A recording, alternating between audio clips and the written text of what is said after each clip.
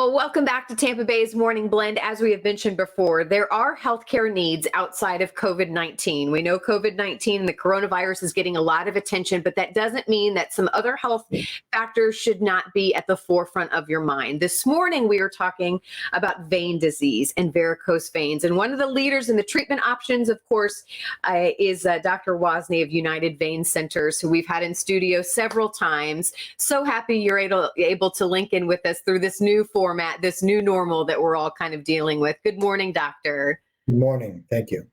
How are you and your team doing? Great. Moving through, staying positive. Yeah.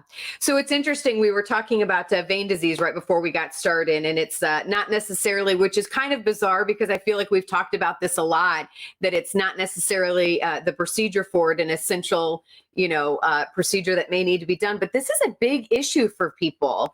Talk about vein disease and varicose veins and why it's not really just a cosmetic issue. I mean, this really could be a health concern for people. Correct. Now, the physicians at United Vein Centers do not treat cosmetic veins. Cosmetic veins may be treated by, say, medical spas or dermatologists or plastic surgeons. The surgeons at United Vein Centers specifically treat vein disease, not any cosmetic veins. And this is a vein disease that causes pain, aching, swelling in your legs, sometimes leg ulcers, and these things can lead to blood clots. So these physicians concentrate specifically on the medical aspect of vein disease. Yeah. So as I mentioned, you're one of the leaders, I believe, in the treatment for this. Talk about the new normal that your team is having to know and operate around as far as patient safety. And I'm assuming that it is safe to come in and get this taken care of. It is safe, correct. And in healthcare, we're used to routine disinfection of surfaces, keeping everything clean. Now, with COVID, we do not want to contribute to any increase in cases. We'd like to see it go away so that we can all concentrate on our health.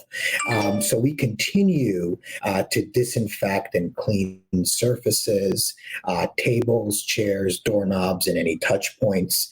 Now, when patients come into our office, we've limited it so that there isn't any more than one, maybe two patients in the waiting room. As a matter of fact, we're doing our best so that when a patient comes in, we immediately put them in a room rather than have them wait in the waiting room. We've increased our times.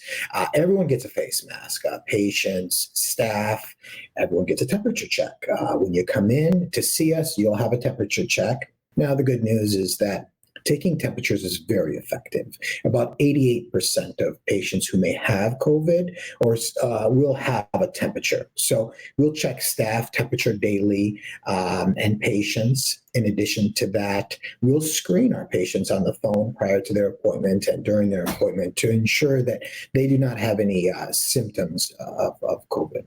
Yeah.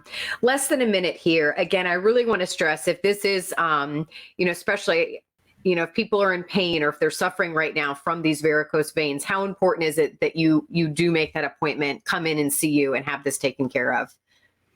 If you're having pain, aching, and swelling in your legs or restless legs at night, it's important that you come in and see a vein doctor. Reason being is that vein disease, if left untreated, like many diseases, it gets worse. It could lead to blood clots in your legs, which could be deadly. It can lead to ulcers. And for these reasons, all health insurance, including Medicare, Blue Cross Blue Shield, these health insurances do cover the treatment of vein disease because if left untreated, it can lead to complications. That was literally the thing I was going to end with as well. I'm glad you brought that up. Doctor, thank you so much for your time. We wish you and your team all the best. Keep us updated, and we hope to talk with you soon. Again, there is the website, the number to call. But again, don't put this off if this is something that has been bothering you. Thank you, doctor. Thank you.